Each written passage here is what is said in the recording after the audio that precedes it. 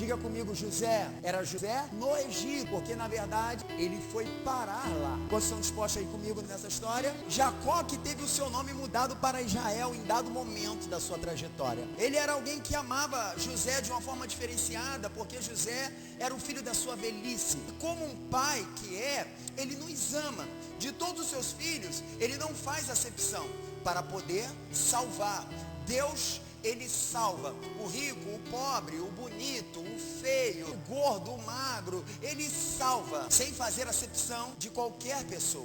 Mas para usar para algumas coisas, ele tem os seus escolhidos, porque ele vai observar como que as pessoas correspondem às suas expectativas. À medida que você corresponde às expectativas do seu pai, assim como José correspondia às expectativas do seu pai Jacó. O seu pai, ele tinha um cuidado especial para com José, porque José, ele respondia prontamente a tudo aquilo que o pai fazia por proposta. Assim é Deus. Quando Deus olha para mim, quando ele olha para você, ele tem uma expectativa de que você venha reagir bem a tudo aquilo que ele tem proposto para cada um de nós. Existe uma seara muito grande, poucos são os ceifeiros. Então existem pessoas que fazem parte, existem alguns que trabalham mais, existem outros que trabalham menos, existem alguns que trabalham certo, existem outros que trabalham errado, existem uns que trabalham por vanglória, existem outros que trabalham por dinheiro, existem outros que trabalham por contenda,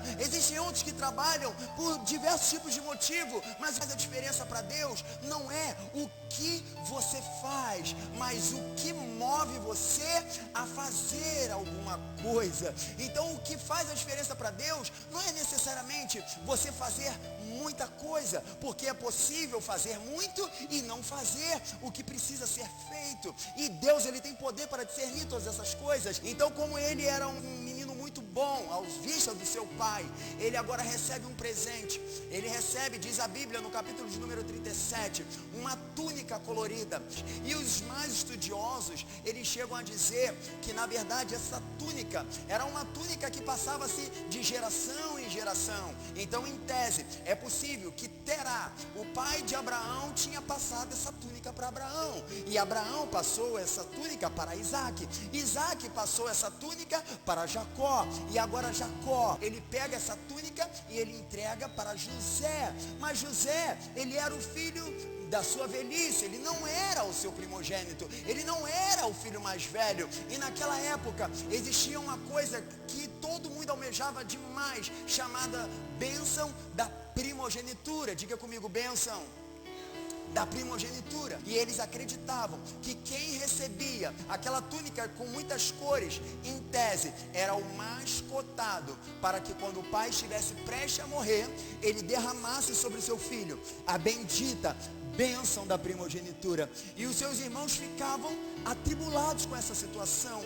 E ele está agora perante a sua mãe e seus irmãos, e ele diz assim: ei, eu tive um sonho. E eu imagino a mãe dele falando: então conta. E Jacó, ele diz assim: olha, o meu sonho, eu vi que o sol e a lua e 11 estrelas se curvavam perante mim. E aí, irmãos, ali ele arrumou um problema muito sério. E uma nova manhã se vem e os irmãos vão para a rua para poder fazer o que eles saíam para fazer todos os dias, trabalhar. E o pai mais uma vez dá uma ordem para José: vá atrás dos seus irmãos. Quando ele está se aproximando, os irmãos vê ele se aproximando e começam agora a conspirar contra ele, dizendo: ei, lá vem o sonhador. E aí, quando ele vê os irmãos de longe, os irmãos já estão conspirando: lá vem o sonhador, vamos matar. E um dos irmãos chamava Rubem, e o Rubem diz assim: mata não, joga dentro de uma cisterna. Pares de mãos agora em cima dele, empurrando ele para dentro de uma cisterna, um lugar que tinha pelo menos 7 metros de altura, uma cisterna do mundo antigo, que era um lugar frio, era um lugar cheio de animais peçonhentos. Tem gente aqui que não consegue ver uma barata que corre, porque os irmãos agora queriam ofuscar os seus sonhos. Os irmãos agora não queriam mais conviver com a vida de alguém que estava no convívio deles, e muitas das vezes eles frustrados, e agora o seu irmão era alguém cheio de expectativas e sonhos acerca de dias melhores. José estava na pureza e ele é lançado pelos seus irmãos ali dentro. Eu imagino ele agora ali muito machucado, Ele olhando para cima, 7 metros para baixo do chão, irmãos, todo sujo, cheio de escoriações no seu corpo. E imagina agora ele gritando: ei, brincadeira sem graça, tá bom, pode me tirar daqui. E a história vai dizer que ele, dentro daquela cisterna, agora ele é vendido pelos seus irmãos por 20 moedas de prata. Diga, 20 moedas de prata. Deus está no controle de todas as coisas. Ou ele manda ou ele permite. Que é isso? Esse Deus é muito mau. Permitiu José cair dentro de uma cisterna? Vem comigo. E agora uma corda desce ali, ele pensa assim: meus irmãos vão me tirar daqui. E ele é içado para o lado de fora. E quando ele pensa para os irmãos, imagina ele se limpando todo e falando assim: poxa, hoje brincadeira de mau gosto vocês, hein? Eu vou contar para o meu pai. Eu imagino quando ele diz: eu vou contar para o meu pai, irmãos. Os ismaelitas já tacam uma algema nele, porque ele já tinha sido vendido pelos seus irmãos. Algemas, cadeias foram colocadas nele. Imagino nas suas pernas para não tentar fugir, preso nas pernas e nas mãos, e dizendo: ei, brincadeira sem graça, eu vou contar para o meu pai. E os homens estão olhando para ele e estão dizendo: você não vai voltar mais para casa. Então José não era do Egito, não é José do Egito, é José no Egito. Ele foi levado para lá, para ser escravo. Mas só que quando Deus tem um plano, na vida de um homem, na vida de uma mulher, irmão, Deus tem um plano melhor do que o seu. E aí, nesta noite eu quero dizer para você que entrou por essas portas e sentou aqui para ouvir esse pregador: você se planejou para muitas coisas, Deus tem um plano melhor do que o seu.